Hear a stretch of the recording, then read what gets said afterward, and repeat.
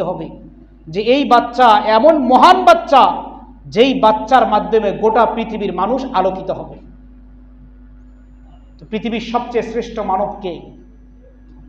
আমাদের নবী মুহাম্মদ রাসূলুল্লাহ সাল্লাল্লাহু আলাইহি ওয়াসাল্লাম। তো মুসনাদ আবু দাউদ আত-তায়ালিসি কিতাবের 1236 নম্বর হাদিসে নবী আলাইহিস সালাতু ওয়াস সালাম সেই ঘটনা বয়ান করেন যে আমি দুনিয়াতে আসার আগে আমার জন্য ইব্রাহিম আলাইহিস সালাতু ওয়াস সালাম দোয়া করেছেন, ঈসা আলাইহিস সালাতু ওয়াস সালাম তিনি সুসংবাদ দিয়েছেন, আর আমার মা কি দেখেছেন? আলো দেখেছেন। তথা আমার দ্বারা গোটা পৃথিবীর মানুষ উপকৃত হবে, গোটা পৃথিবীর রহমত হিসেবে। এই মাসের অত্যন্ত গুরুত্ব ইসলামের মধ্যে আছে। বিশেষ করে রহমতুল্লিল আলামিন বিশ্বনবী মুহাম্মদুর রাসূলুল্লাহ সাল্লাল্লাহু আলাইহি ওয়াসাল্লাম এই মাসে তিনি জন্মগ্রহণ করেছেন। এই মাসেই তিনি নিজের বাড়িঘর ছেড়ে মক্কা থেকে হিজরত করে মদিনায় গিয়েছেন, এবং এই মাসেই তিনি আল্লাহর হুকুমে দুনিয়ার মায়া ত্যাগ করে ইন্তেকাল করেছেন, পরলোক গমন করেছেন। তো সব ঘটনা তিনটা বড় ঘটনা সংঘটিত হয়েছে এই মাসের মধ্যে। রাসূলের জন্ম, রাসূলের হিজরত, রাসূলের মৃত্যু। ইতিহাসের দিক তাকাইলে এই মাসটা অত্যন্ত গুরুত্বপূর্ণ একটা মাস। আল্লাহ তাআলা নবী আলাইহিস সালাতু ওয়াস সালামকে দুনিয়াতে পাঠিয়েছেন। সূরা আম্বিয়ার 107 নম্বর আয়াতে আল্লাহ বলেছেন, ওয়ামা আরসালনাকা ইল্লা রাহমাতাল লিল আলামিন। আমি আপনাকে গোটা বিশ্বের রহমত হিসাবে পাঠিয়েছি। সুবহানাল্লাহ। তো নবী আলাইহিস সালাতু ওয়াস সালাম দুনিয়াতে এসেছিলেন রহমত হিসাবে এসেছিলেন। তিনি ছিলেন গোটা মানব জাতির জন্য রহমত, মুসলমানদের জন্য রহমত, কাফেরদের জন্য রহমত, মাখলুকাতের জন্য কি রহমত। মুসলমানের জন্য রহমত কি হিসাবে? যে তিনি মুসলমানদেরকে অজ্ঞতার যুগ থেকে, মূর্খতার যুগ থেকে, অন্ধকার থেকে বের করে আলোর দিকে নিয়ে গেছেন, তাদেরকে অমানুষ থেকে মানুষ বানিয়েছেন। তাহলে এটা হলো তাদের জন্য বড় একটা দয়া, বড় একটা রহমত, যে মুসলমানদের জন্য নবী আলাইহিস সালাতু ওয়াস সালাম রহমত হয়েছেন, জাহান্নাম থেকে বের করে তাদেরকে জান্নাতে নিয়ে গেছেন। কাফেরদের জন্য কিভাবে রহমত হলেন? অন্যান্য নবীদের উম্মতেরা যদি নবীর কথা না মানত, আল্লাহ তাআলা তাৎক্ষণিক তাদের উপরে বিভিন্ন আযাব দিয়ে তাদের ধ্বংস করতেন। কিন্তু নবী আলাইহিস সালাতু ওয়াস সালাম আল্লাহ তাআলার কাছে দোয়া করেছিলেন, কোনো উম্মতকে যেন ধ্বংস করা না হয়। একটা কাফের মারা গেল, নবী আলাইহিস সালাতু ওয়াস সালাম ব্যতীত হইতেন। তো নবী আলাইহিস সালাতু ওয়াস সালামের উম্মতের মধ্যে যারা কাফের বেঈমান, তারাও যদি দুনিয়াতে অপরাধ করে, তাদের দুনিয়াতে ওইভাবে আল্লাহ তাআলা শাস্তি দেন না, বরং তাদের শাস্তিটা দিবেন কোথায়? পরকালে গিয়ে। তো তাদেরকে তাৎক্ষণিক গ্রেফতার করেন না, তাৎক্ষণিক তাদেরকে আযাব দেন না। এটাও আল্লাহ পাকের বড় একটা রহমত। আর এটা তারা পেয়েছে কার ওসিলায়? নবী আলাইহিস সালাতু ওয়াস সালামের ওসিলায়। তো নবী আলাইহিস সালাতু ওয়াস সালাম রহমত মুমিনদের জন্য, নবী আলাইহিস সালাতু ওয়াস সালাম রহমত কাফেরদের জন্য রহমত, পশু পাখির জন্য রহমত, গোটা পৃথিবীর জন্য রহমত। যা আল্লাহ তাআলা সূরা আম্বিয়ার 107 নম্বর আয়াতে ঘোষণা করেছেন যে আমি আপনাকে রহমত হিসেবে পাঠিয়েছি। সুনানে দারামির 15 নম্বর হাদিসে এসেছে, নবী আলাইহিস সালাতু ওয়াস সালাম বলেন, হযরত আবু সালেহ রাদিয়াল্লাহু তাআলা আনহু বলেন, কান নবী সাল্লাল্লাহু আলাইহি ওয়াসাল্লাম ইউনাদিহিম। একদিন নবী আলাইহিস সালাতু ওয়াস সালাম লোকদেরকে ডাকলেন, ডেকে বলেন, ইয়া আইয়ুহান নাস, হে লোক সকল, ইন্নামা আনা রাহমাতুন মুহতাদাতুন, আমি রহমত হিসেবে দুনিয়াতে এসেছি এবং তোমাদেরকে হেদায়েতের পথে নেওয়ার জন্য এসেছি, আলোর পথে নেওয়ার জন্য এসেছি। তো নবী আলাইহিস সালাতু ওয়াস সালামের বক্তব্য থেকেও বিষয়টি ক্লিয়ার যে নবীজি দুনিয়াতে এসেছিলেন কি হিসাবে? রহমত হিসাবে এসেছিলেন।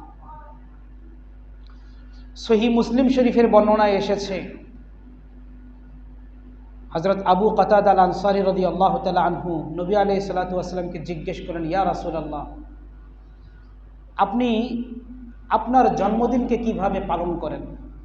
জন্মদিনে আপনি কি করেন, যেহেতু আপনি সোমবার জন্মগ্রহণ করেছেন, দুনিয়াতে এসেছেন?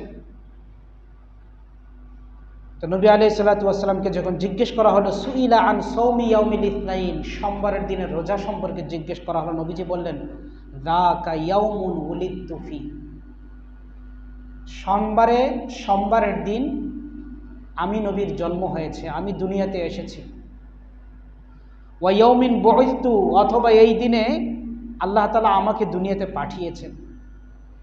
আও উনজিলা আলাইয়া ফিহি, এই দিনে আল্লাহ তাআলা আমার উপরে কোরআন নাজিল করেছেন, ওহী পাঠিয়েছেন, এজন্য আমি সোমবারের দিন রোজা রাখি। তো নবী আলাইহিস সালাতু ওয়াস সালাম জন্মদিন পালন করতেন কিসের মাধ্যমে বলেন তো? কিসের মাধ্যমে? রোজার মাধ্যমে। নবী আলাইহিস সালাতু ওয়াস সালামের জন্মদিন পালনটা ছিল প্রতি সপ্তাহে। আমাদের মতো না যে এক বছর পরে নিজের জন্মদিনকে স্মরণ করি, বরং নবীজি নিজের জন্মদিনকে স্মরণ করতেন প্রতি সপ্তাহে। ইবাদত করতেন কি? রোজা রাখতেন। প্রতি সপ্তাহে তিনি সোমবার রোজা রাখতেন, যেহেতু এই দিনে নবী আলাইহিস সালাতু ওয়াস সালাম দুনিয়াতে এসেছেন। এটা একটা কারণ। আরও একটা কারণ আছে এই দিনে রোজা রাখার, যে মানুষের আমলগুলো আল্লাহ তাআলার দরবারে পেশ করা হয়, হিসাব দেন ফেরেশতারা, আল্লাহর দরবারে নিয়ে যান। সপ্তাহের মধ্যে 2 দিন, একটা হলো বৃহস্পতিবার আর একটা হচ্ছে সোমবার। সোমবারে যেহেতু আল্লাহর কাছে আমল যায়, নবীজি বলেন যে আমি চাই আমার আমলটা এমন অবস্থায় আল্লাহর কাছে পেশ করা হোক যে আল্লাহ যেন জানে আমি রোজা অবস্থায় আছি, আমি রোজা অবস্থায়, এই অবস্থায় আমার আমলটা আল্লাহর দরবারে পেশ হোক। তাহলে এই হাদিস থেকে আমরা যে বিষয়টা শিখতে পাই, জন্মদিনের পালন কিসের মাধ্যমে বলেন? না বড় করে ধুমধাম অনুষ্ঠান করে বড় কেক নিয়ে এসে এটাকে কাটবেন, মোমবাতি জ্বালাবেন, ফুটকাট দিবেন, হ্যাপি বার্থডে টু ইউ বলবেন, এগুলোর মাধ্যমে কি জন্মদিন পালন করা? এটা নবীজি করেছেন। তাহলে নবীজির উম্মত যারা, তারা তো নবীর আদর্শকে পালন করবে। আর নবীর আদর্শ হলো জন্মদিনে কি করা? রোজা রাখা। আপনি দুনিয়াতে এই দিনে এসেছেন, আপনি যে আল্লাহ আমাকে দুনিয়াতে এই দিনে পাঠিয়েছেন, আপনি শুকরিয়া আদায় করেন। আর শুকরিয়া আদায়ের একটা মাধ্যম হলো রোজা পালন করা, রোজা রাখা, এটাও কি শুকরিয়া। আপনি যখন এই শুকরিয়া আদায় করবেন, রোজা রাখবেন, আল্লাহ তাআলা আপনার হাজত আল্লাহর পক্ষ থেকে পুরা করে দিবেন। তো নবী আলাইহিস সালাতু ওয়াস সালাম রবিউল আউয়াল মাসে দুনিয়াতে এসেছেন, রহমত হিসেবে এসেছেন, এবং তিনি তার জন্মদিন পালন করতেন কিসের মাধ্যমে?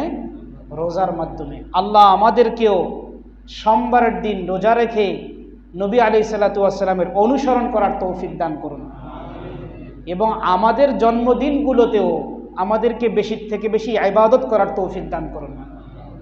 কি ইবাদত করবেন? কোরআন তেলাওয়াত করেন, নফল নামাজ পড়েন, রোজা রাখেন, দান খয়রাত করেন, যে আল্লাহ তাআলা আমাকে দুনিয়াতে এই দিনে পাঠিয়েছিলেন। নবী আলাইহিস সালাতু ওয়াস সালাম যখন দুনিয়াতে তিনি জন্মগ্রহণ করেছেন, মুসনাদ আবি দাউদ আত-তায়ালিসি কিতাবের 1236 নম্বর হাদিস, 1236 নম্বর হাদিসে এসেছে,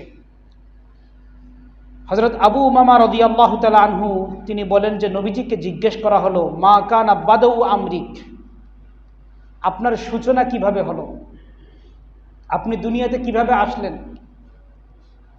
তো নবীজি বললেন, দাওয়াতু আবি ইব্রাহিম, আমি দুনিয়াতে আসার জন্য আমার পিতা ইব্রাহিম আলাইহিস সালাতু ওয়াস সালাম দোয়া করেছিলেন।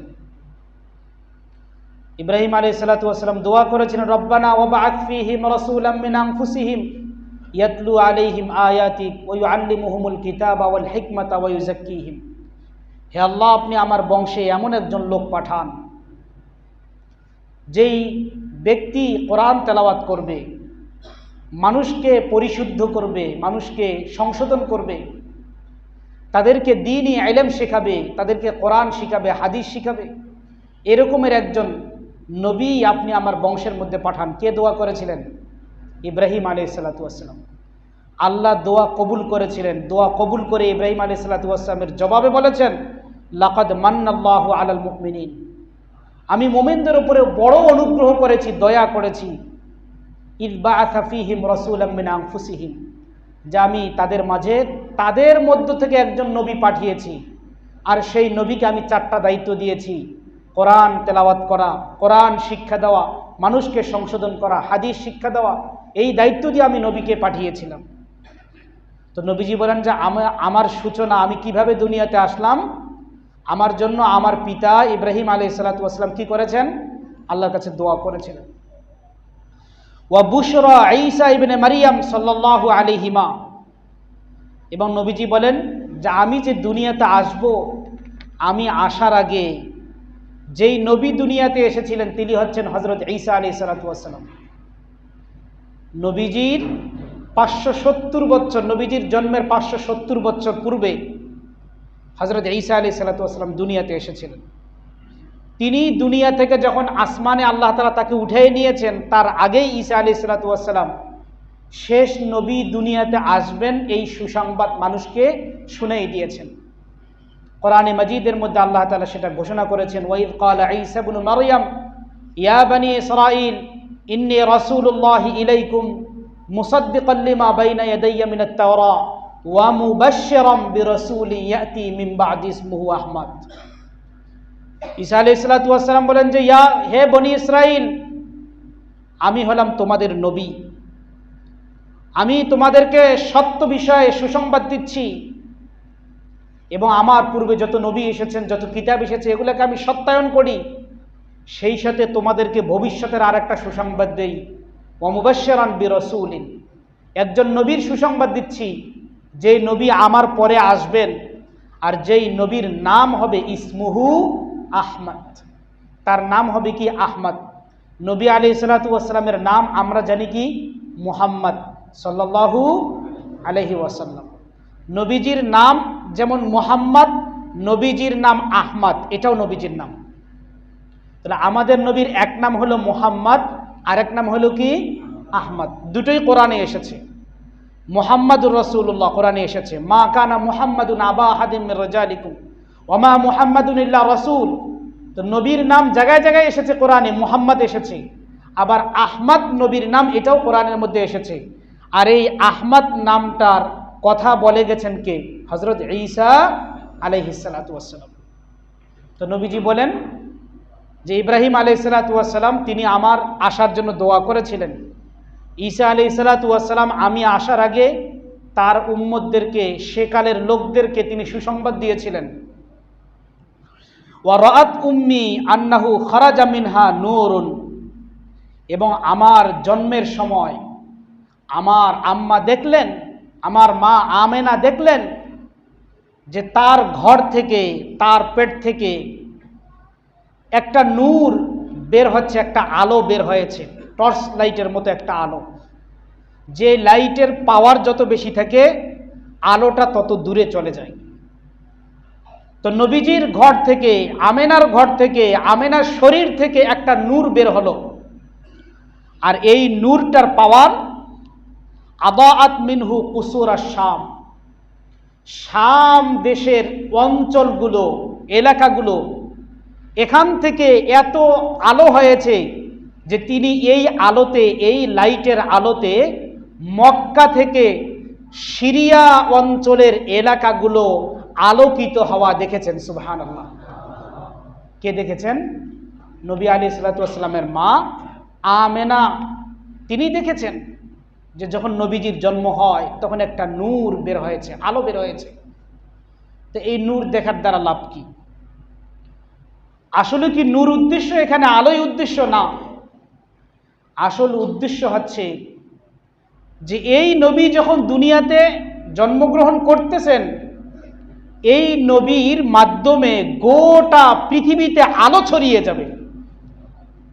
শুধু আলোটা মক্কায় থাকবে না, শুধু আলো মদিনায় থাকবে না, শুধু আলো হিজাজে থাকবে না, এই আলো গোটা পৃথিবীতে ছড়িয়ে যাবে, গোটা পৃথিবীর মানুষ এর দ্বারা উপকৃত হবে। যে এই বাচ্চা এমন মহান বাচ্চা, যেই বাচ্চার মাধ্যমে গোটা পৃথিবীর মানুষ আলোকিত হবে। তো পৃথিবীর সবচেয়ে শ্রেষ্ঠ মানবকে? আমাদের নবী মুহাম্মদ রাসূলুল্লাহ সাল্লাল্লাহু আলাইহি ওয়াসাল্লাম। তো মুসনাদে আবু দাউদ আত-তায়ালিসি কিতাবের 1236 নম্বর হাদিসে নবী আলাইহিস সালাতু ওয়াস সালাম সেই ঘটনা বয়ান করেন যে আমি দুনিয়াতে আসার আগে আমার জন্য ইব্রাহিম আলাইহিস সালাতু ওয়াস সালাম দোয়া করেছেন, ঈসা আলাইহিস সালাতু ওয়াস সালাম তিনি সুসংবাদ দিয়েছেন, আর আমার মা কি দেখেছেন? আলো দেখেছেন। তথা আমার দ্বারা গোটা পৃথিবীর মানুষ উপকৃত হবে, গোটা পৃথিবীর রহমত হিসেবে আমি এসেছি, আল্লাহ তাআলা আমাকে রহমত হিসেবে পাঠিয়েছেন, গোটা পৃথিবীর শ্রেষ্ঠ মানুষ আমি, এই কথাই নবী আলাইহিস সালাতু ওয়াস সালাম বুঝিয়েছেন। এই হাদিসের ব্যাখ্যায় উলামা ইকরামগণ লিখেছেন, আন-নূর লা ইয়াক্তাসিরু আলা দাউইল মাদ্দি, যে এখানে শুধুমাত্র আলো উদ্দেশ্য নয়, বাল ইয়াশমুলুল হিদায়া আল ইলম ওয়ার রাহমা, বরং এখানে হেদায়েত উদ্দেশ্য, ইলম উদ্দেশ্য, রহমত উদ্দেশ্য, যেই রহমত গোটা পৃথিবীকে ব্যাপ্তি করে নিয়েছে, বেষ্টন করে ফেলেছে। আল্লাহ তাআলা নবী আলাইহিস সালাতু ওয়াস সালাম যে রহমত হিসেবে এসেছিলেন, সেই রহমত পরিপূর্ণভাবে আমাদের সকলকে দান করুক। সকলে বলুন আমিন। আর রহিকুল মাখতুম কিতাবের মধ্যে 45 নম্বর পৃষ্ঠায় আল্লামা মুবারকপুরী রহমতুল্লাহ আলাইহি লিখেছেন যে যখন নবী আলাইহিস সালাতু ওয়াস সালামের জন্ম হলো, লাম্মা ওয়ালাদাতহু উম্মুহু, নবী আলাইহিস সালাতু ওয়াস সালামের জন্ম হওয়ার পরে আরসালাত ইলা জাদ্দিহি আব্দুল মুত্তালিব তুবাশশিরুহু বিহাফিদিহি, আমেনা নবী আলাইহিস সালাতু ওয়াস সালামের মা, তিনি সংবাদ পাঠালেন তার দাদার কাছে, নবী আলাইহিস সালাতু ওয়াস সালামের দাদার কাছে, যে তার নাতি হয়েছে, দুনিয়াতে নাতি তার এসেছে, জন্মগ্রহণ করেছে। ফাজাআ মুস্তাবশিরান, তা আব্দুল মুত্তালিব এই সংবাদ শুনে খুবই আনন্দিত হয়ে আমেনার ঘরে আসলেন এবং নবী আলাইহিস সালাতু ওয়াস সালামকে কোলে নিলেন। কোলে নিয়ে আমরা যারা হজে গিয়েছি, ওমরায় গিয়েছি, দেখেছি যে নবী আলাইহিস সালাতু ওয়াস সালামের ঘর যেটা, এটা হেরেম শরীফের একেবারে কাছে, বেশি দূরে না, বাইতুল্লাহ শরীফ থেকে মাত্র 2-4-5 মিনিটের রাস্তা। তো আব্দুল মুত্তালিব নবী আলাইহিস সালাতু ওয়াস সালামের দাদা নবীকে কোলে নিলেন, কোলে নিয়ে ওয়া দাখালা বিহিল কাবা, আব্দুল মুত্তালিব ছিলেন সেই মক্কা এলাকার গ্রুপ লিডার, এলাকার মাতবার ছিলেন, সেখানকার রাষ্ট্রপ্রধান ছিলেন। তার ঘরে তার নাতি জন্মগ্রহণ করেছে। নবী আলাইহিস সালাতু ওয়াস সালামের পিতা তো তার ইন্তেকালের 6 মাস আগেই ইন্তেকাল করেছেন, মারা গেছেন। তো এই নাতিকে কোলে নিয়ে তিনি কোথাও যান নাই, সর্বপ্রথম আল্লাহর ঘর বাইতুল্লাহ শরীফে তাকে নিয়ে গেছেন। সুবহানাল্লাহ। নিয়ে ওয়া দাখালা বিহিল কাবা, নাতিকে নিয়ে তিনি কাবা শরীফের দরজা দিয়ে কাবার ভিতরে প্রবেশ করেছেন। তো নবী আলাইহিস সালাতু ওয়াস সালামের জন্মের পরেই আব্দুল মুত্তালিব তাকে নিয়ে কোথায় গেলেন? কাবা ঘরের ভিতরে গেলেন। ওয়াদা আল্লাহ, এবং আল্লাহ তাআলার কাছে নবী আলাইহিস সালাতু ওয়াস সালামের জন্য দোয়া করলেন। আল্লাহর কাছে দোয়া করেছেন নবী আলাইহিস সালাতু ওয়াস সালামের জন্য। আব্দুল মুত্তালিব দোয়া করেছেন, বলেন কাবা শরীফের ভিতরে যদি আপনাকে আমাকে নামাজ পড়ার সুযোগ দেওয়া হয়, দোয়া করার সুযোগ দেওয়া হয়, কেউ কি হাতছাড়া করবো আমরা? কখনোই না। এবং এটা এমন একটা জায়গা, যে জায়গা হলো দোয়া কবুলের জায়গা। আব্দুল মুত্তালিব কাবা শরীফের ভিতরে নবী আলাইহিস সালাতু ওয়াস সালামকে কোলে করে নিয়ে ভিতরে ঢুকে আল্লাহর কাছে দোয়া করলেন। ওয়া শাকারা লাহু, এবং আল্লাহ তাআলার কাছে শুকরিয়া জ্ঞাপন করলেন যে আল্লাহ আমাকে নাতি দান করেছেন। তাহলে এই ঘটনা থেকে আমরা কি শিক্ষা পাই বলেন তো? সন্তান জন্মের পরে সন্তানকে কোথায় নিয়ে যাবেন? সন্তানকে জন্য কি করবেন? প্রথম কাজ যেটা ইসলাম আসার আগে আব্দুল মুত্তালিব করেছে, সেটা কি? আল্লাহর ঘরে নিয়ে গেছে, আল্লাহকে পরিচয় করাই দিচ্ছে, আল্লাহর ঘরকে পরিচয় করাই দিচ্ছে। তার মানে আপনার আমার সন্তানকেও দরকার, তাদেরকেও আল্লাহর ঘরের সঙ্গে পরিচয় করা দরকার, তাদের কানের মধ্যে আজান দেওয়া দরকার, ইকামত দেওয়া দরকার, তাদেরকেও মসজিদে আনা দরকার, তাদের জন্য দোয়া করা দরকার। কিন্তু আমরা সন্তানের জন্য দোয়া করাই না, দোয়া করিও না, তাদেরকে মসজিদে আনিও না, বরং আমরা কি করি, তাদের জন্য বিভিন্ন অনুষ্ঠান, বিভিন্ন জায়গায় নিয়ে যাওয়া, এই খুশিতে আমরা বিভিন্ন কিছু করি। কিন্তু আব্দুল মুত্তালিবের খুশিটা ছিল কোথায়? আল্লাহর শুকরিয়া আদায় করা, আল্লাহর কাছে দোয়া করা, আল্লাহর ঘরে নিয়ে যাওয়া। তাহলে ধর্মকে প্রাধান্য দিয়েছেন। আব্দুল মুত্তালিব ঘরে সন্তান নবী আলাইহিস সালাতু ওয়াস সালামের জন্মের পরে তিনি রীতিনীতি সবগুলোকে বাদ দিয়ে কি করেছেন? নবীকে আল্লাহর ঘরে নিয়ে গেছেন, ধর্মকে প্রাধান্য দিয়েছেন। এরপরে ওয়াখতার আলাহু ইসমু মুহাম্মদ, আর রাহিকুল মাখতুম কিতাবের 45 নম্বর পৃষ্ঠায় লিখেছেন যে এরপরে নবী আলাইহিস সালাতু ওয়াস সালামের নামটা তিনি ওই আল্লাহর ঘরেই তাকে নিয়ে গিয়ে এই নামটা তিনি পছন্দ করেছেন। ওয়াহাদাল ইসিম লাম ইয়াকুন মা'রুফান ফিল আরব, তিনি লিখেছেন যে তখন আরব দেশে এই নাম প্রসিদ্ধ ছিল না, মানুষ এই নামে এতটা, মানুষকে এই নাম সাধারণত রাখা হইতো না। যেই নামটা প্রথম রাখা হয়েছে, এক ব্যক্তি আব্দুল মুত্তালিবকে জিজ্ঞেস করলো, আপনি মুহাম্মদ নামটা কেন চয়ন করলেন, পছন্দ করলেন? তো আব্দুল মুত্তালিব বললেন যে মুহাম্মাদের অর্থ হলো প্রশংসিত, যার প্রশংসা। যে আমার নাতি এটা সাধারণ কোনো ব্যক্তি না, আমি হলাম এখানকার রাষ্ট্রপ্রধান, আর আমার নাতি হলো অত্যন্ত বড়, আমার নাতি হলো অনেক বড় এক নাতি, যার মর্যাদা হবে এত বেশি যে তার প্রশংসা আসমানওয়ালারাও করবে, তার প্রশংসা জমিনওয়ালারাও করবে। সুবহানাল্লাহ। তো নবী আলাইহিস সালাতু ওয়াস সালামের প্রশংসা আসমানে হয় কিনা বলেন? ফেরেশতারা তার প্রশংসা করে কিনা? জমিনের মধ্যে তার প্রশংসা হয়, আসমানের মধ্যে কি হয়? তার প্রশংসা হয়। তা আব্দুল মুত্তালিব বলেন যে আমি এই নামটা এই জন্য চয়ন করেছি যে যাতে করে আসমানও তার প্রশংসা হয়, জমিনও তার প্রশংসা হয়। সে কোনো সাধারণ মানুষ না, সে হলো মহানায়ক, মহান ব্যক্তি। আমার এই নাতি যদিও ছোট কিন্তু বড় ব্যক্তি হবে, এজন্য আমি তার নামটা মুহাম্মদ চয়ন করলাম। সুবহানাল্লাহ।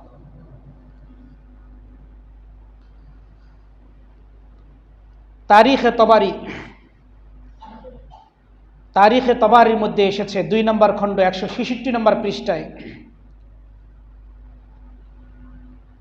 মাখজুম ইবনে হানি আল মাখজুমি রাহিমাহুল্লাহ তার পিতার সূত্রে বর্ণনা করেছেন, লাম্মা কানাত লাইলুহু উলিদা ফিহা রাসূলুল্লাহ সাল্লাল্লাহু আলাইহি সাল্লাম, যে নবী আলাইহিস সালাতু ওয়াস সালাম যে রাতে জন্মগ্রহণ করেছেন, ইরতাজাসা ইওয়ানু কিসরা ওয়া সাকাতাত মিনহু 14 শুরফা।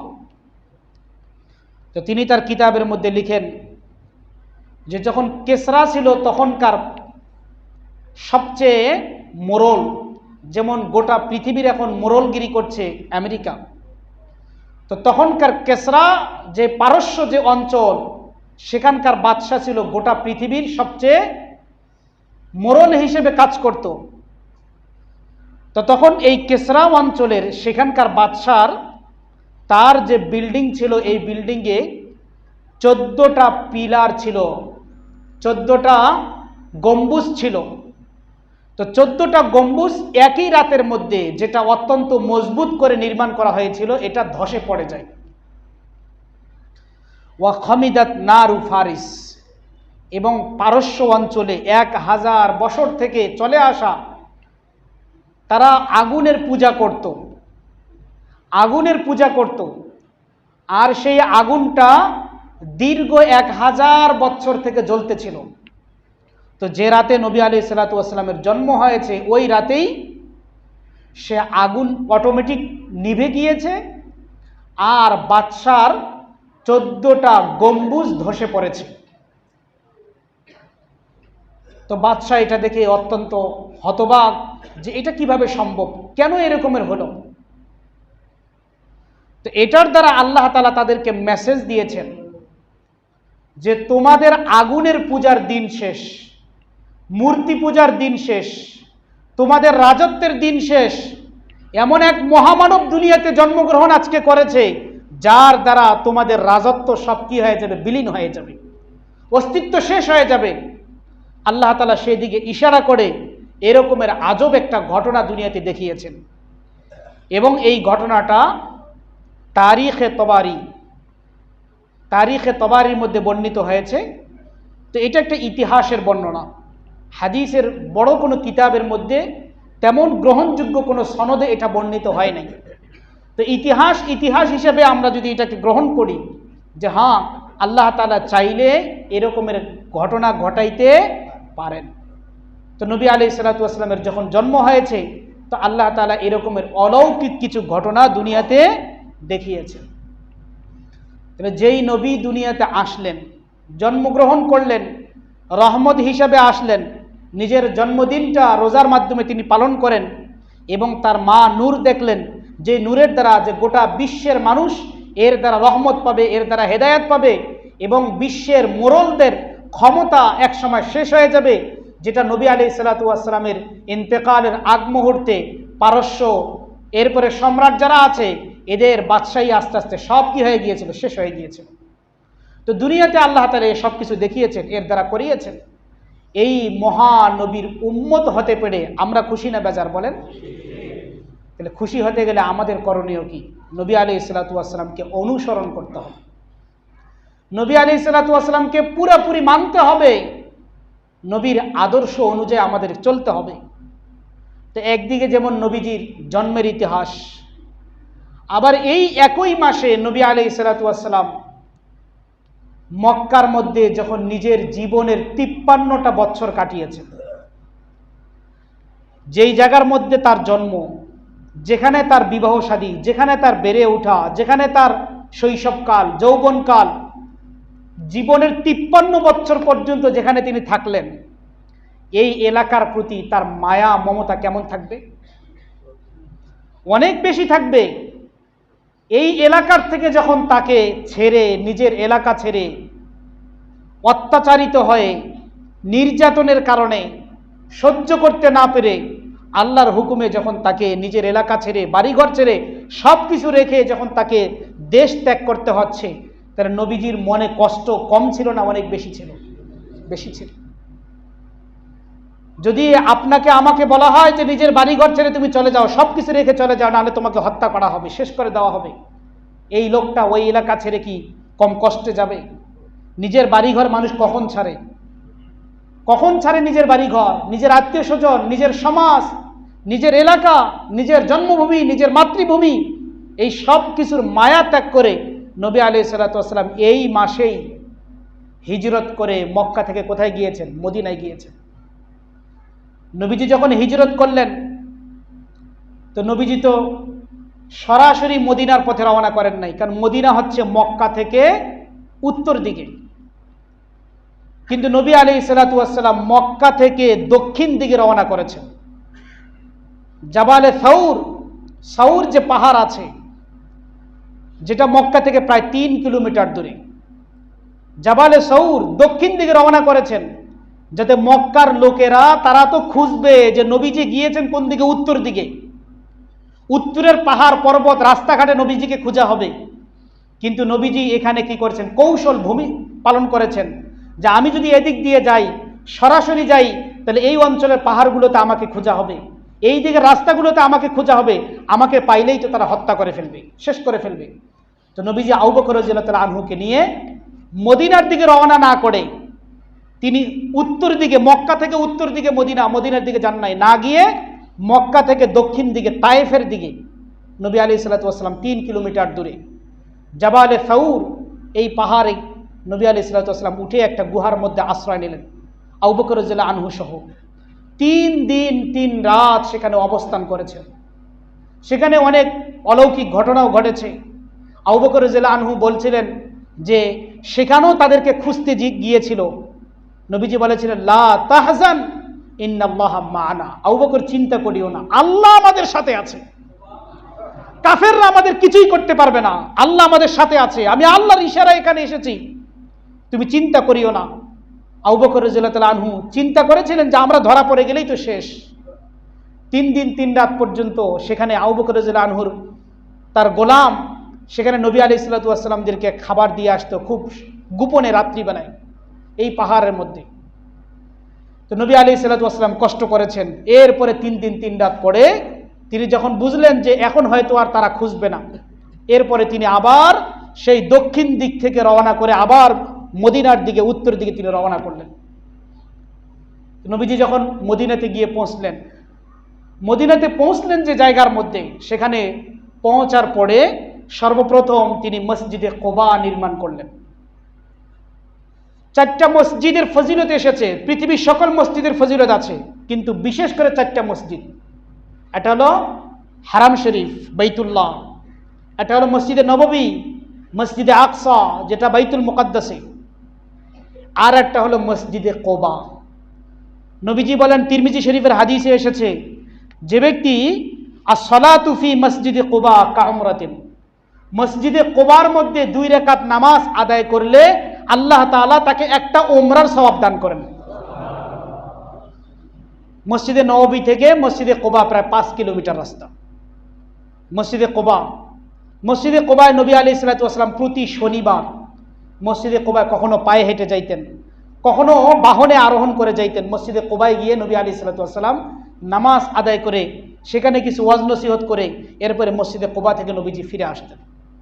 এখনো মসজিদে কুবা অঞ্চলটা দেখার মতো। তো নবীজি মসজিদে কুবা নির্মাণ করেছেন। এই মসজিদের মধ্যে নামাজ আদায় করলে একটা উমরার সওয়াব পাওয়া যায়, 2 রাকাত নামাজ আদায় করলে। যারা মসজিদে নববীতে যায়, মদিনাতে যারা যায়, কম বেশি সবাই মসজিদে কুবা জিয়ারতে যায়, সেখানে দেখতে যায় মসজিদে কুবায় নামাজ আদায় করে। আলহামদুলিল্লাহ, আমিও সেখানে নামাজ আদায় করেছি। তো মসজিদে কুবা নবীজি নির্মাণ করলেন, এরপরে মসজিদে নববী নির্মাণ করলেন। তো নবীজি সেই কষ্টও করেছেন, সেটাও কোন সময়? এই মাসের মধ্যে। হিজরত করেছেন কোন মাসে? রবিউল আউয়াল মাসে। জন্মগ্রহণ করেছেন রবিউল আউয়াল মাসে, হিজরতও করেছেন কোন মাসে? রবিউল আউয়াল মাসে।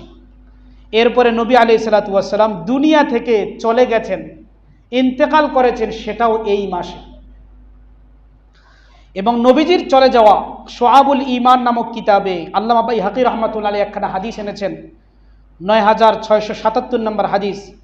নবীজি বলেন, ইদা আসাবা আহাদুকুম মুসিবা, তোমাদের উপরে যে সমস্ত মুসিবত আসে, ফালইয়াযকুর মুসিবাতাহু বি, এর মধ্যে আমার উপরে যেই মুসিবত, এটা হলো সবচেয়ে বড় মুসিবত, অর্থাৎ আমি দুনিয়া থেকে চলে যাওয়া। ফাইন্নাহা মিন আযমিল মাসাইব, এটা হলো আমার উম্মতের জন্য সবচেয়ে বড় মুসিবত। নবীজি দুনিয়া থেকে চলে যাওয়া উম্মতের জন্য সবচেয়ে বড় মুসিবত। এই হাদিসের ব্যাখ্যায় আল্লামা ইবনুল আব্দুল বার রাহমাতুল্লাহ আলাইহি তামহিদ কিতাবের মধ্যে লিখেছেন যে নবীজি চলে যাওয়ার দ্বারা উম্মতের উপরে কেন মুসিবত? কারণ হচ্ছে ইনকাতা আল ওয়াহয়ু ওয়া মাতাতিন নবুওয়া, যে নবীজি চলে গেছেন তো ওহীর দরজা বন্ধ, ওহীর দরজা বন্ধ এবং নবুয়তের দরজা বন্ধ।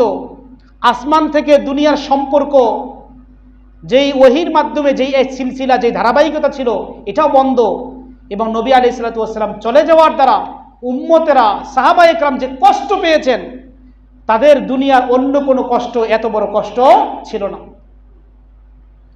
তো নবী আলাইহিস সালাম দুনিয়া থেকে চলে যাওয়া, এটা হলো কি মুসলমানদের জন্য সবচেয়ে বড় মুসিবত। মুসিবত এটা দুনিয়া থেকে চলে যাওয়া। তো মুসিবতের সময় আমাদের করণীয় কি? তো মুসিবতের সময় করণীয় হলো ধৈর্য ধারণ করা। ধৈর্য ধারণ করা, ধৈর্য 2 প্রকার, একটা হলো প্রশংসনীয় ধৈর্য আর একটা হলো নিন্দনীয় ধৈর্য। প্রশংসনীয় ধৈর্য কোনটা? কিতাবের মধ্যে এসেছে, হুয়া সবরু আলা কদারিল্লাহি আজ্জা ওয়া জাল্লা, আল্লাহ যার ভাগ্যে যা লিখেছেন, যখন যেই অবস্থায় যে হালত আমাদের আসে, যেই অবস্থা আমাদের আসে, যেই মুসিবত আসে, আল্লাহর উপরে তাওয়াক্কুল করে এটার উপরে ধৈর্য ধারণ করা। আউল মাসাইবিল কদরিয়া ফাহাদা হুয়া আল্লাযী ইয়ানবাগি আস-সাবরু আলাইহি ওয়া ইয়াকুনু যালিকা বিহাবসিল লিসান আনিশ শাকওয়া। তো মুসিবতের মধ্যে ধৈর্য ধারণ তখনই হবে যখন আমি আমার জবান দিয়ে কোনো উল্টাপাল্টা কথাবার্তা বলবো না, নেগেটিভ কিছু বলবো না। আমার উপরে বিপদ এসেছে, এখন আমি আল্লাহকে নিয়া, রাসূলকে নিয়া নিজেকে নিয়ে বিভিন্ন কথাবার্তা বলছি, বলে যে এটা হলো ধৈর্যের খেলাফ, ধৈর্যের বিপরীত। ওয়া হাবসিল কলব আনিত তাসাখুতিল মাহজুর, নিজের কলবকে নিয়ন্ত্রণ করা, যে আল্লাহ আমার উপরে যা রেখেছেন এটার উপরে আমি খুশি। ওয়া হাবসিল জাওয়ারে আনিল উকুই ফিল মাআসি, নিজের অঙ্গ প্রত্যঙ্গকে গুনাহ থেকে দূরে রাখা। নিজের অঙ্গ, এখন মুসিবতের মধ্যে আছি, আমার বিপদ এসেছে, এই বিপদের মধ্যে আমি এখন গুনার মধ্যে লিপ্ত হয়ে গেলাম না, ধৈর্য ধারণ করা। কালাতামিল ওয়াজহি ওয়া শাক্কিল জুয়ুবি, কিতাবের মধ্যে লিখেছেন যেমন কেউ মুসিবতে পড়লে নিজের শরীরে নিজে আঘাত করে, নিজের গালে নিজে থাপ্পড় দেয়, নিজের শরীরে নিজের চামড়া কি উঠিয়ে ফেলে, নিজের কাপড় ছিঁড়ে ফেলে, তো এইরকমের কাজ যদি করা হয় এটাকে ধৈর্য ধারণ করা বলা হবে না। তাহলে প্রশংসনীয় ধৈর্য ধারণ করা হলো আল্লাহ যা তকদিরে রেখেছেন এটার উপরে ধৈর্য ধারণ করা, নিজের জবানে কিছু না বলা, নিজের অঙ্গ প্রত্যঙ্গে কোনো কিছু না করা, গুনাহের মধ্যে লিপ্ত না হওয়া, এটা হলো প্রশংসনীয় ধৈর্য। আরেকটা হলো নিন্দনীয় ধৈর্য, সেটা হলো আমার সামনে শরীয়তের বিপরীত কোনো কাজ হয়ে যাচ্ছে, এরপরে মুসলমানদের ইজ্জত সম্মান নষ্ট হয়ে যাচ্ছে, আমি এগুলোকে দেখে না দেখার ভান করে আছি, এগুলোর ক্ষেত্রে ধৈর্য ধারণ করতেছি। একজন আরেকজনের উপরে জুলুম করতেছে, আমি এটাকে দেখে ধৈর্য ধারণ করতেছি, তো বলে এই ধৈর্যটা হলো নিন্দনীয়, এই ধৈর্য প্রশংসনীয় নয়, এটা হলো নিন্দনীয় ধৈর্য। তো নবী আলাইহিস সালাতু ওয়াস সালাম দুনিয়া থেকে চলে গেছেন, আল্লাহ তাআলা তাকে নিয়ে গেছেন, আমাদেরকেও যেতে হবে। তো নবী আলাইহিস সালাতু ওয়াস সালাম চলে গেছেন, এর জন্য আমাদের ব্যথিত হওয়া যে নবীজি যদি দুনিয়াতে আরও থাকতেন, আরও আমরা আল্লাহর পক্ষ থেকে আরও বাণী পাইতাম, আরও দুনিয়ার মানুষ হয়তো আরও আলোকিত হইতো। তো আল্লাহ পাকের ইচ্ছা, আল্লাহ যখন ইচ্ছা তাকে নিয়ে গেছেন। তো এই নবীজিকে নিয়ে যাওয়া এটা হলো আমাদের জন্য একটা মুসিবত, এটা হলো আমাদের জন্য কষ্টের একটা বিষয়। তাহলে একই মাসের মধ্যে নবীজির জন্ম আনন্দের বিষয়, নবীজি হিজরত করেছেন এটা নবীজির কষ্টের বিষয়, নবীজি এই দুনিয়া থেকে চলে গেছেন এটাও কি নবীজির কষ্টের বিষয়, আমাদের জন্য এটা কষ্টের বিষয়। সুনানে তিরমিজির 3618 নম্বর হাদিসে এসেছে, আনাস রাদিয়াল্লাহু আনহু বলেন, লাম্মা কানাল ইয়াউমুল্লাযী দাখালা ফি রাসূলিল্লাহ আল মাদিনা আযা মিনহা কুল্লু শাই, নবীজি যখন যেদিন মদিনাতে প্রবেশ করলেন আমাদের মনে হলো গোটা মদিনা যেন আলোকিত হয়ে গেছে। ফালাম্মা কানাল ইয়াউমুল্লাযী মাতা ফীহি আযলামা মিনহা কুল্লু শাই, তিনি বলেন আর নবীজি যেদিন দুনিয়া থেকে বিদায় নিলেন চলে গেলেন, আমাদের মনে হলো যে পুরা মদিনাকে যেন আলোকিত করে তিনি, অন্ধকার করে এটাকে যেন তিনি অন্ধকারের মধ্যে রেখে তিনি চলে গেলেন, পুরা অন্ধকার অবস্থা তৈরি হয়ে গেল। তো নবীজির আশা এটা যেমন আলো, নবীজির চলে যাওয়া এটাও কি অন্ধকার, একটা মুসিবত। তিনি বলেন ওয়ামা নাফাজনা রাসূলুল্লাহ আল আইদি ওয়া ইন্না লাফি দাফানিহি হাত্তা আনকারনা কুলুবনা, যা আমাদের মনে চাচ্ছিল না নবীজির শরীরকে আমরা কবরে রাখি, কারণ আমরা নবীজিকে ভালোবাসি, এত ভালোবাসি, নিজের জীবন থেকে বেশি ভালোবাসি, যেই নবীকে এত বেশি ভালোবাসি এই নবীকে আমাদের মনে চাচ্ছিল না যে তাকে আমরা কবরে দাফন করি, কিন্তু আল্লাহ পাকের হুকুম তাকে তো করতেই হবে। তো একই মাস, যেই মাসের মধ্যে নবীজি এসেছেন আনন্দের, নবীজি হিজরত করেছেন কষ্টের, নবীজি চলে গেছেন এটাও কি কষ্টের, তাহলে এই মাসে আমাদের জন্য করণীয় কি? এই মাসে আমাদের জন্য যে জিনিসটা করণীয়, এক নম্বর হলো নবীজির সিরাত, নবীজির সিরাত, নবীজি তার জীবনে কি করেছেন এটা নিয়ে পড়াশোনা করা। যাদের সময় আছে আমরা নবীজির জীবনী নিয়ে পড়াশোনা করি, নবীজির জীবনী নিয়ে পড়াশোনা করতে না পারলে নবীজির সিরাত নিয়ে আলোচনা করি, ওয়াজ মাহফিলের ব্যবস্থা করি, নবীজির জীবন আদর্শ নিয়ে আলোচনা করলে এর দ্বারা কি হবে, যে নবীজির পুরা জীবনটা হলো কোরআনের ব্যাখ্যা। হযরত আয়েশা রাদিয়াল্লাহু আনহাকে জিজ্ঞেস করা হলো নবীজির আখলাক কি, নবীজির আমল কি, বলে কানা খুলুকুহু আল কোরআন, নবীজির আখলাক হলো কোরআন, কোরআনের ব্যাখ্যাই হলো নবীজি। তো যখন আমি নবীজির সিরাত পড়ব আমি কোরআন হাদিসের ইলম সেখানে পেয়ে যাব। আমি যখন নবীজির সিরাত পড়ব তো নবীজির মধ্যে যেই সততা ছিল, আমানতদারি ছিল, ধৈর্য ছিল, রহমত ছিল, মানুষকে ক্ষমা করার আদর্শ ছিল, এই সব বিষয়ে যখন আমি জানব তা আমার মধ্যে এই গুণগুলো চলে আসবে। নবীজির সিরাত নিয়ে যখন আমি পড়াশোনা করব নবীজির প্রতি আমার মহব্বত বাড়বে, আগ্রহ তৈরি হবে। নবীজির সিরাত নিয়ে যখন আমি পড়াশোনা করব, ইতিহাস সম্পর্কে আমার জানা হবে, আল্লাহর প্রতি আমার তাওয়াক্কুল এবং ইয়াকিন তৈরি হবে যে নবীজি মুসিবতের মধ্যে কি করেছেন, বিপদের সময় কি করেছেন, যুদ্ধের সময় কি করেছেন, পরিবার নিয়ে কি করেছেন, যখন সচ্ছল অবস্থায় ছিল তখন কি করেছেন, অসচ্ছল অবস্থায় কি করেছেন, যখন এই জিনিসগুলো জানবো তা আমার মধ্যে ইয়াকিন তৈরি হবে। এজন্য মুসলমানদের জন্য উচিত নবী আলাইহিস সালামের সিরাত নিয়ে পড়াশোনা করা। সিরাতের বইয়ের মধ্যে আমরা আর রাহিকুল মাখতুম এই বইটাও পড়তে পারি, অথবা সিরাতে মুস্তাফা ইদ্রিস কাদ্দলভী রহমতুল্লাহ আলাইহির লেখা, এটাও সংক্ষিপ্ত আকারে সিরাতের একটা গ্রহণযোগ্য কিতাব, এই কিতাবটাও আমরা পড়তে পারি। আরও যদি সংক্ষিপ্ত আকারে পাইতে চাই তাহলে মুফতি শফি রহমতুল্লাহ আলাইহির লেখা সিরাতে মুস্তাফা, এই বইগুলো আমরা পড়তে পারি নবীজির জীবন আদর্শ নিয়ে সংক্ষিপ্ত আকারে কিছু জানার জন্য। কারণ আমরা নবীর উম্মত, নবীজিকে নিয়ে যদি আমরা না জানি তাহলে আমি কেমন উম্মত হইলাম? তো নবীকে জানার আগ্রহ আছে তো আমাদের সবার, তাহলে নবীজির সিরাত নিয়ে পড়াশোনা করব এবং এটা নিয়ে আমরা আলোচনা করব, নবীজির আখলাক গ্রহণ করব। আল্লাহ আমাদের সকলকে তৌফিক দান করুন।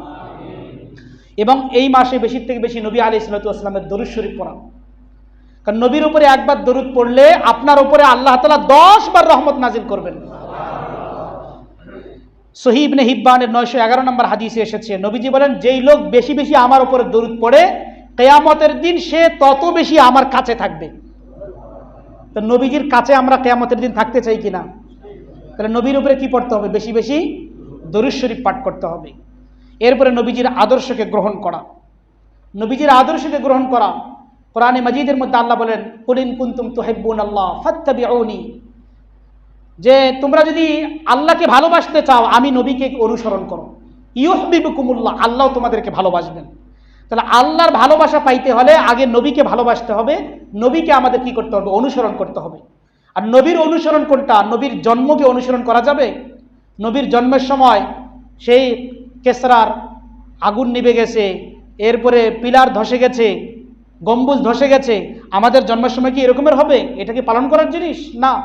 তো পালন করতে হবে কি? নবীর আদর্শ, নবী কিভাবে নামাজ পড়েছেন, নবী কিভাবে আখলাক গ্রহণ করেছেন, নবী কিভাবে সমাজ পরিচালনা করেছেন, নবী আলাইহিস সালাম কিভাবে তিনি যাকাত দিয়েছেন, তিনি কিভাবে হজ করেছেন, তিনি কিভাবে ওমরা করেছেন। নবীজি জীবনে 4 বার ওমরা করেছেন। কয়বার? নবীজি জীবনে 4টা ওমরা করেছেন, 4 বার ওমরা করেছেন। এবং নবী আলাইহিস সালাম জীবনে 1 বার হজ করেছেন। কয়বার হজ করেছেন? 1 বার।